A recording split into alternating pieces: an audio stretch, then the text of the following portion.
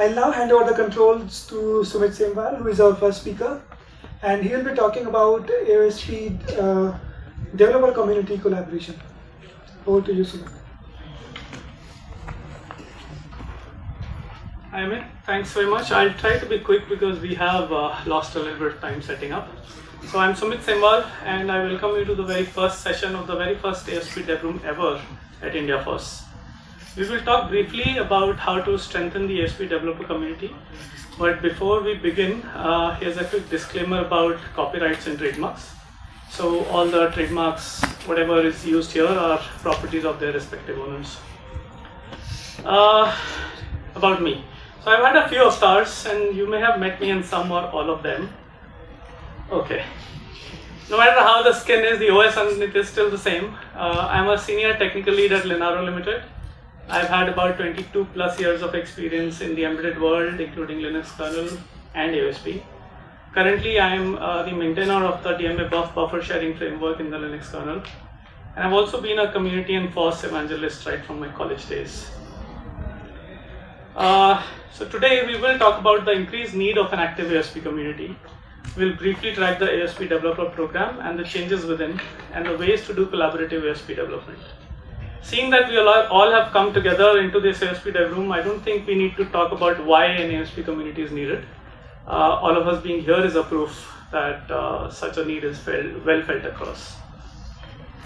So to begin with, let's discuss a couple of recent AOSP changes that highlight the need for increased collaboration. If you're tracking AOSP or Android releases, you must have noticed this major shift in how AOSP development is done upstream. This is a screenshot I shared earlier in the slide deck, and you may or may not have noticed this small notification on that screen. If you click that link, it takes us to a more detailed notice that states that starting March 25, AOSP main has gone into a read-only mode, which means there will be no more active development on that public branch. It is replaced by a new branch called Android latest release, which will always point to the latest Android release branch. So let's talk about what this Android latest release branch is and how can it be used to submit changes to AOSP. As I mentioned earlier, the Android latest release branch manifest will always point to the latest Android release drop. Google will accept changes only on this Android latest release branch from external developers. Once you've submitted these changes, they will be reviewed by Googlers, and if they're accepted, then they will be cherry-picked into their internal branch. Later, they will appear in the next or quarterly release drop. A thing to note here is that there is no notification mechanism for external developers to know whether the change is accepted or not. So you can only get to know when the next release drop happens, not in between. The other major AOSP shift to note is the curious case of missing Pixel device configuration files from Android 16 release. This has led to a lot of unrest in the custom ROM and AOSP communities, and quite understandably so. In this context, device configuration refers to the build config files, the binary the blobs that you need to compile and flash a working build. So up to Android 16, device Google folder in AOSP contained configuration for the Nexus and Pixel devices that are currently in their support window. Although Googlers have explicitly claimed and reassured that despite this missing Pixel device support, the open source or QPR nature of AOSP still remains the same, and the developers have the option to build Cuttlefish and GSI targets from the sources if they wish to for experimentation. But in reality, Pixel devices have long been used as reference devices, Android devices, for undocumented AOSP hooks. So missing these configs are considered to be a big setback for custom ROM developers. Cuttlefish is a pretty great virtual device setup, but it is still not a real device and has a lot of VM-specific glue code, therefore not comparable to real hardware. So these kind of changes bring me to the main part of my talk, which is about community development and collaboration around AOSP. Why do we need an AOSP developer community? Not why. What does an AOSP developer community need? So building and contributing to AOSP can be daunting, especially when dealing with device bring-up, fragmented documentation, and scattered resources. To support, enable, and collaborate with one another on AOSP-related topics, a few core needs have to be met. there has to be an access to reliable reference devices that are actively maintained. Pre-built devices, pre-built images that can quickly be used to try out these devices.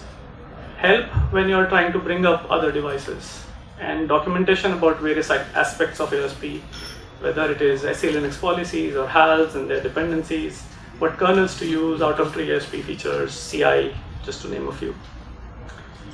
Also access to an ASP-like development environment, so review process, tools, etc.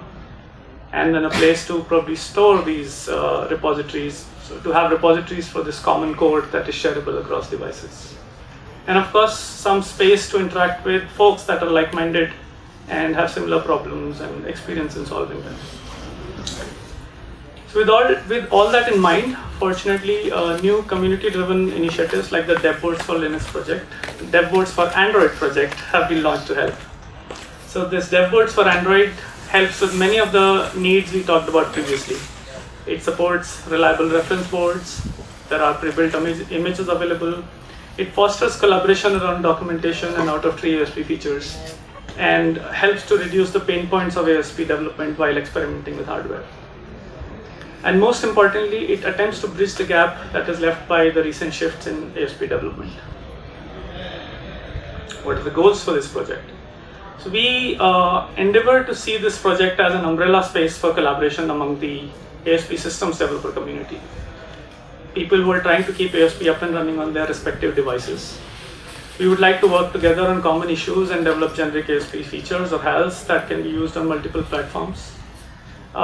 It already supports an ASP-style source code navigation and Gerrit-based review. This should help new developers that are looking to upstream their contributions to ASP with the ASP style of functioning. We've also added a few reference build targets and HALs. This is also used as a staging area for ASP patches submitted for review and which have not yet landed in the Android latest release branch. So remember, I'm talking about the gap between when someone submits a set of patches and when the next release is available on Android latest release branch. So for example, recently we pushed GPL, the generic bootloader support for our devices in upstream ASP. And while that was being included, we used this DevBoards for Android, Gerrit as a staging area for development of that feature. It also serves as a staging area to host upstream ASP focused devices. So we are looking at different devices like the E85096, the RB3 Gen 2, and some others. And hopefully this will provide a wider range of devices for developers to choose from when they do prototyping work for ASP. Another community project I'd like to highlight is the ASP Devs project. So like DevBoards for Android, ASP Devs also shares the common goal of enabling a community workspace for the ASP system developers. The Discord server has been pretty successful in connecting folks across the world. And that kind of brings me to the end of this session.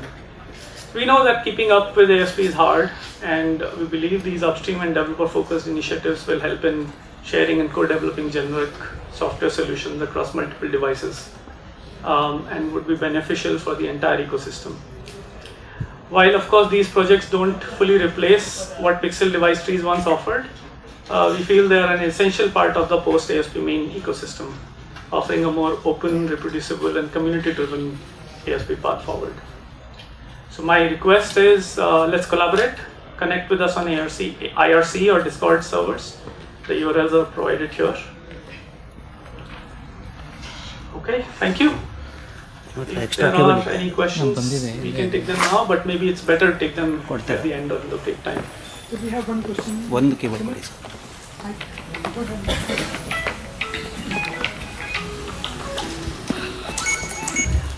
Hello. Hi.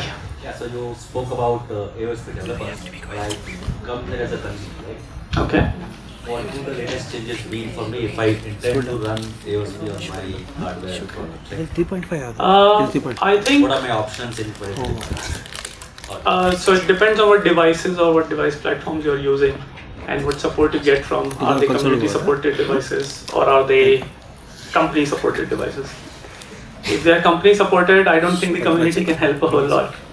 Amit will talk about some of that in his talk a little bit. on how you can use purely open source things and try and not depend on the ESPs that you get from the manufacturers. But yeah, we can take this later on. It's not a short discussion, I think. All right, thank you.